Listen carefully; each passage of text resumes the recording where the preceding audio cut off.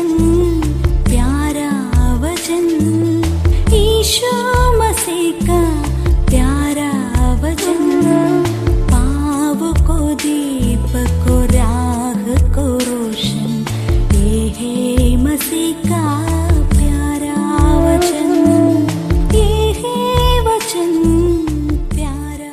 परमेश्वर के धन्य नाम की महिमा हो। प्रभात मनन के सत्र 1862 में आप सभी का बहुत ही विनम्रता के साथ स्वागत करता हूँ।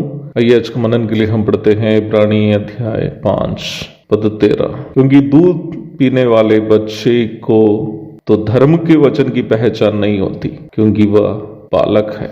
कल के मनन में वचन का अध्ययन के 3 चरणों पर हम मनन किए थे। हम ये बात देखे थे कि यद्यपि प्रथम एवं दूसरा चरण गलत तो नहीं है, परंतु वो तीसरा चरण ही है जो अध्ययन करने वाला व्यक्ति को आत्मिक के रूप में परिवर्तित करता है। प्रथम चरण वचन से केवल कुछ सार्वजनिक जानकारी हासिल करना है, जो व्यक्ति को किसी प्रकार के आत्मिक लाभ नहीं पहुंचाता है। वही दूसरा चरण सैद्धांतिक अध्ययन है, जो व्यक्ति के मस्तिष्क में वचन से कई सैद्धांतिक ज्ञान भर देता है, जिससे वह घमंडी होने की ज्यादा संभावना है। पहला कुरिन्ती 8 पद 1। परंतु वचन का तीसरा चरण के अध्ययन ही है जो व्यक्ति में एक आत्मिक परिवर्तन उत्पन्न करता है और मसीही सिद्धता की ओर बढ़ने के लिए उनकी मदद करता है। प्रारंभ में पढ़ी गई पद हमें समझाती है कि वो तीसरा चरण का अध्ययन वास्तव में है क्या।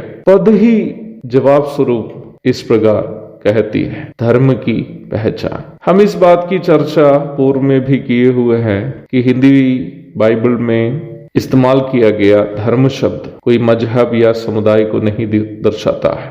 अंग्रेजी में इस शब्द का अनुवाद के लिए राइचसनेस शब्द का इस्तेमाल किया है, जिसका शाब्दिक हिंदी अर्थ धार्मिकता है। बाइबल में धार्मिकता शब्द परमेश्वर के नैतिक स्वभावों की परिपूर्णता को दर्शाने के लिए उपयोग किया गया एक शब्द है।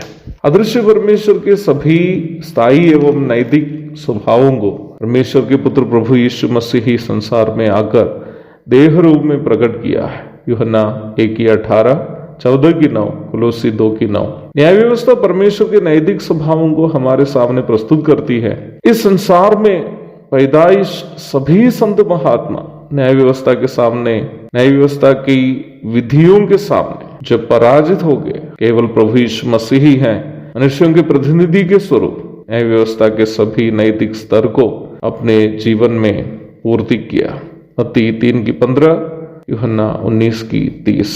और इस प्रकार वह हम सबकी धार्मिकता बन गया। पहला कुरिन्ती अध्याय 1 पद 30।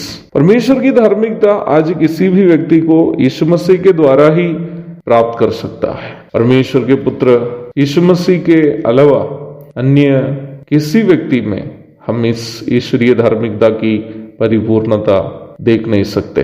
पवित्र शास्त्र बाइबल प्रभु यीशु मसीह में दिखी गई ईश्वरीय धार्मिकता की परिपूर्णता को हमारे सामने प्रस्तुत करती है। पवित्र शास्त्र का अध्ययन करते समय यीशु मसीह में देखी गई ईश्वरीय धार्मिकता को पहचानना ही वचन के अध्ययन का तीसरा चरण के रूप में हम समझ सकते हैं। वचन के अध्ययन का वास्तविक उद्देश्य भी हमने ईश्वरीय धार्मिकता की पहचान यीशु मसीह के द्वारा करनी है, ताकि अध्ययन करने वाला व्यक्ति अपना भ्रष्ट नैतिकता को बदलकर ईश्वरीय धार्मिकता का स्वीकार कर सके। और ये काम पवित्र आत्मा की मदद से ही संभव है। एक और शुभ दिन की धन्य कामनाओं के साथ आज का मनन में यहाँ समाप्त करता हूँ। प्रभु आप सबको आशीष दे।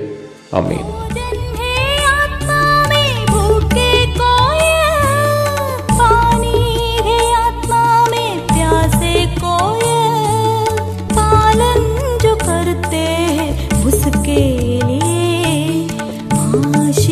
पाने का साधन है।